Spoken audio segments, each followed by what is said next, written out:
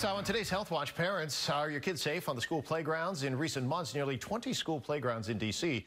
were found to have elevated traces of lead. 6 of those playgrounds had to be shut down. D.C.'s Department of General Services said they pressure washed and they vacuumed the playgrounds. The playgrounds in question all had rubber surfaces that consist of synthetic materials. But General Services insists the lead contamination did not come from the rubber material, rather from dust and paint chips from nearby construction sites. So how dangerous could lead exposure be for children? What are some of the symptoms to watch out for? Dr. Elena is the founder of Modern Holistic Health and joins us now. Good morning. Good morning. So I'm curious, as a holistic medical expert, what is your concern here? Well, whenever it comes to different heavy metals, especially when we're talking about lead, the exposure, especially in children who can be most vulnerable to neurological changes, that's what we really need to be looking out for, because lead can cause neurological damage, and it also causes damage to the red blood cells. And is there enough of a chance from being just simply on a playground that could have that type of impact? It absolutely can. It doesn't take a whole lot of exposure to start exhibiting symptoms. Some of the most common symptoms that we see with lead exposure in children tend to be in gut function. So we're looking at nausea, gut pain, loss of appetite. But then we'll also see symptoms such as hyperactivity, memory loss, and even agitation. And so, it's really important that we, go ahead and have our kids tested for lead exposure so that if the doctors do find lead in the blood, they can go ahead and take appropriate measures to help chelate that out of the body. Yeah, a lot of times you're dealing with the holistic aspect. You're looking at the whole picture here. So if it comes to treating something like this, what type of advice would you give?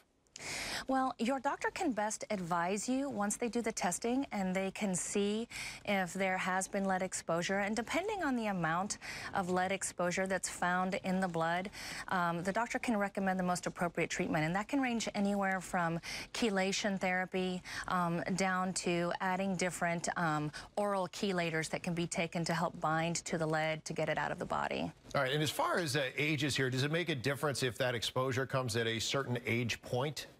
Yes, absolutely it does. The younger the child, the more impact that it has on their nervous system and on their development. So when we're talking about children, that's where we have that added concern, because their brain and their nervous system is still developing at that point. If you deal with something like this and you show those symptoms and you think that there might be an issue, at least enough to go to the doctor, is there any way to tell that if there was exposure that it came from something like a playground as opposed to perhaps it came from paint inside your house, perhaps it came from something in your workplace? Is there any way to narrow any of that down? Well, that's where you just have to play investigator, and you've got to do some investigating work.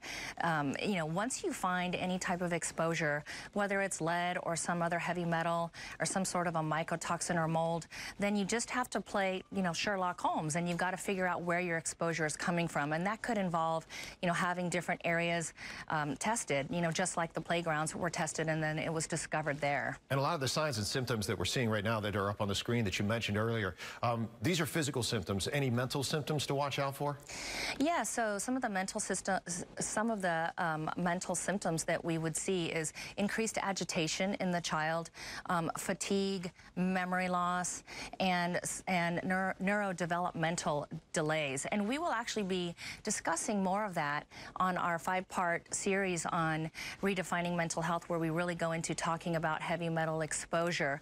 And people can go and watch that at fixmentalhealthnow.com if anybody is more interested in the details of environmental and heavy metal exposures. All right, Elena, thanks for joining us this morning. We do appreciate it.